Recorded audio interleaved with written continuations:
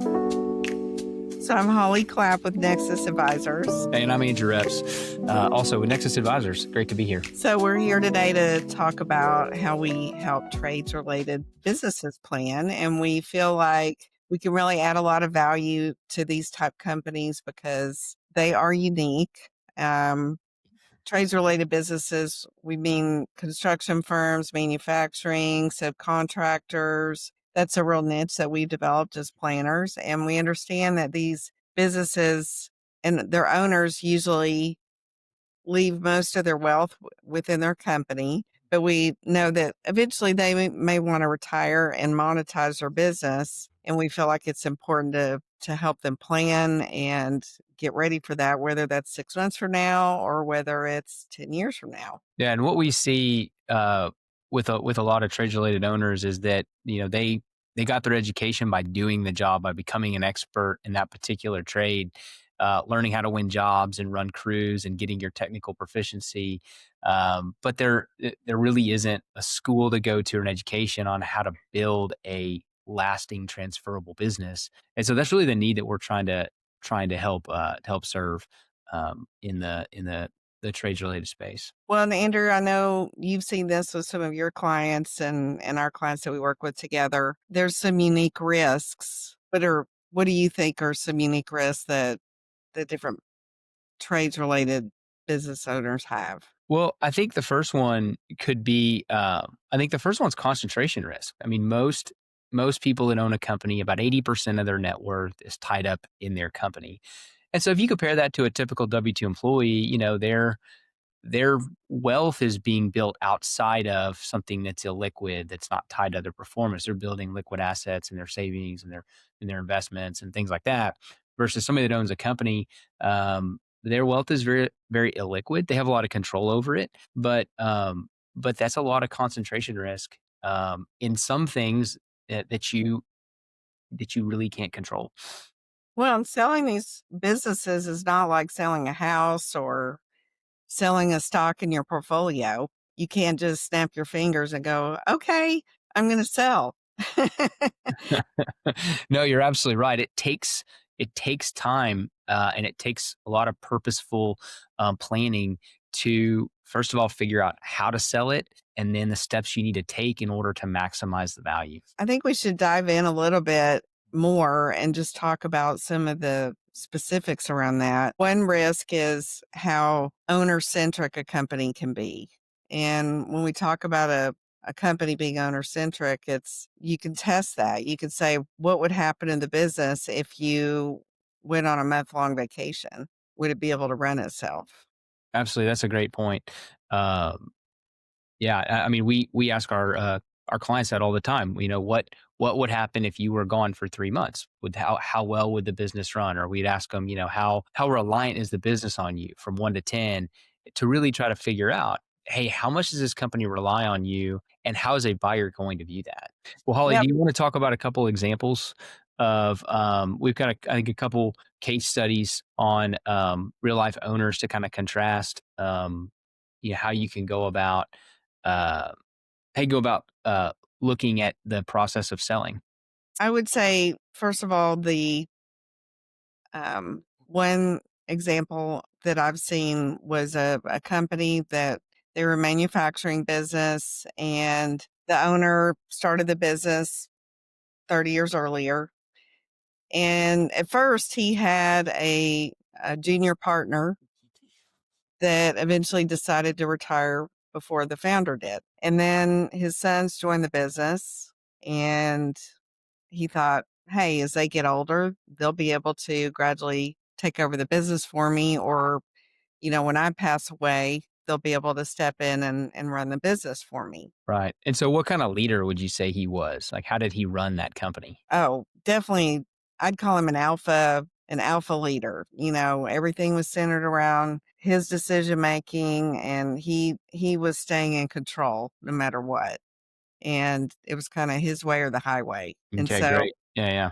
And so his sons, at first, when they started in the company, they didn't have any business experience. because this is really their first jobs out of college. So he didn't know what kind of leadership skills they were going to have or what kind of business abilities they were going to have. And they did do well in terms of sales and going out and dealing with customers. But there's a lot of other things involved in running a business besides selling.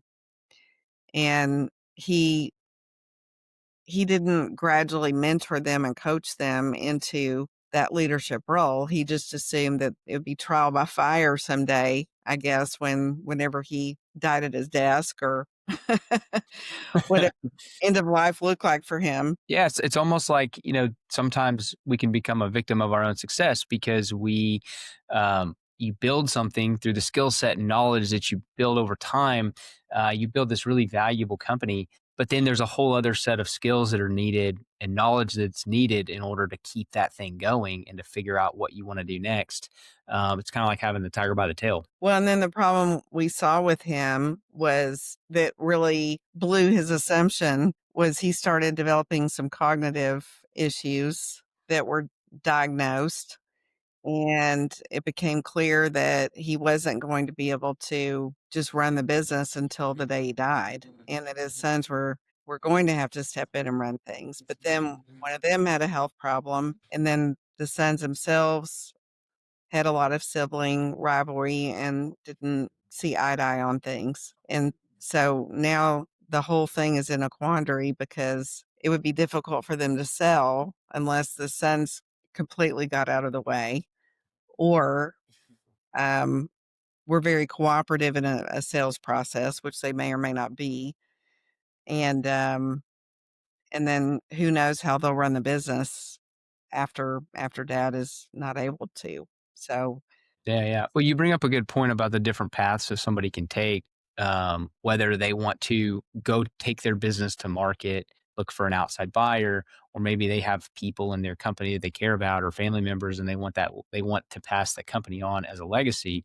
But neither of those things, it seems like, are without risk. So how would you characterize, let's say they did want to go to market and sell, how would you characterize the different risks between the two, family transition versus taking it to market? well, the biggest problem in this case of them taking it to market is you have, and I've seen this actually in multiple family businesses where the children that are running the company, they don't want an outside person to come in and be their boss. And so they may be very resistant to dad selling the business. Well, you might say, well, dad owns the company, he can do whatever he wants. But a lot of times they start feeling influenced by those family members and maybe they don't feel as comfortable just putting down the laying down the law with them and saying that, this is what's going to happen. Or they may also feel threatened, like son or daughter might take some of the business away and go somewhere else, and dismantle part of the business, take some of those customers somewhere else. So um, that's a Yeah. potential risk with a family, and you can't just say, "Sorry, family member, I'm gonna have to fire you or I'm gonna have to let you go," because there's emotional ties there, and feelings of obligation, often amongst the family, the parents, or whatever. Um, so you have that, and then selling to an outside party, the risks are if you don't have the leadership in place, that's the next successing leadership, who's going to take that over? Who's going to do the job? Who's going to do the work? And a buying entity may or may not have that expertise, or they may not have the licensing. For example, if there's an engineering firm where you need a senior engineer and there's only one senior engineer, or a plumbing business where you need a master plumber and you only have one of those. And if that's the founder, and if he leaves, there's no one else to do that work or have that license to continue the business. So those are some challenges selling to an outside buyer. Absolutely. Well, So I do want to ask you a question about maybe somebody who did some of this prep work beforehand and had some success for it. But what tell me a little bit about what maybe somebody that does want to transition their business internally to a family member or somebody close to them without taking it to market. Like, what are the things they can do earlier on in the process to maybe avoid some of the pitfalls that we see in that area? I think first of all, just developing a succession leadership plan, writing up some processes on what are our operational processes from, what's the customer process of delivering the product or service that we are producing. Um, do we have that documented? Putting good accounting systems in place. A lot of times people have very informal accounting, or maybe it's messy and they need to have somebody come in and really oversee it and clean it up. Those are some important things. And then also figuring out how to, if you do have key people, figuring out how to retain them. Um, so if you have developed that next in line leadership, how do you hold on to those guys and make sure that they're going to still be there after you're gone, or that they're going to be there over the long term to serve the company. Okay. No, that's great. Well, let me transition a little bit and ask you. I think we've got another story of an electrical business that maybe did some uh, developing and some smart things on the front end in order to put himself in a good situation to sell. So, why don't you tell me a little bit about this case? Yeah, so that client, unlike the other one, was thinking ahead and saying, "What what is it I wanna do for retirement? And how can I prepare the company to eventually put my position self in a position where I'll be free?" And so he started thinking about who can I get to run the business when I'm not around? And really being able to step away and say, "Okay, can I be gone for 2 weeks? Can I be gone for 4 weeks? And if so, who is gonna do everything?" And so he did that. He got into some mastermind business groups to get input from other business leaders. Those are groups like, Entrepreneurs Organization, EO, or Vistage, or YPO, different things like that. Um, where he was getting some feedback on how to get his business operation set up where it would be ready for a sale. And he got CFO running the financials within and without his company. He had a fractional CFO that was helping with overall financial strategy, put in place a solid accounting firm. Yeah, so Absolutely. that's So it sounds like he was it sounds like he was very intentional in wanting to step back from the day to day, and he was serious about that. That's really hard to find. I think when you run a company, you want to be in control, and one of the hardest things that you can do is delegate, and especially like delegate that last step, right, where you're no longer even necessary in the business, right? But the less necessary you are, the more value the company has. It really involves kind of a mind shift. So, Well, it uh, was really very impressive what he did, because this was somebody that literally started off as an electrician. So he was that technical person doing mhm, jobs early in his career, and eventually he was able to shift from being the technical specialist to having that owner mindset and, um, thinking strategically. And absolutely. that's a challenge when you are in a technical specialty, is how do you step outside and be the entrepreneur and the CEO over the company and do the business planning and not just doing the thing that you're technically talented at doing. Yeah, absolutely. And so, he did the one thing that buyers of businesses really love, and that is creating a business that can survive without the owner. Um, I think about ourselves when we start working with we're working with an owner of a company, and we're trying to get a a pulse of the value of the company, I mean, that's one of the first questions we ask is how replaceable are you? And so it sounds like he really took that to heart and figured out a way to make himself replaceable. Yep. I Yeah. think some other risks that we see are, you mentioned it earlier, customer concentration. Can you speak a little bit about that, like what that looks like Oh and what yeah, absolutely. So yeah, that's another question we ask, right after how replaceable are you is what percentage of your revenue comes from your top 3 clients? Because, you can have a couple different situations. You can have one where you have one big job that pays out and then you see this kind of uneven cash flow where you have a spike in revenue a certain year.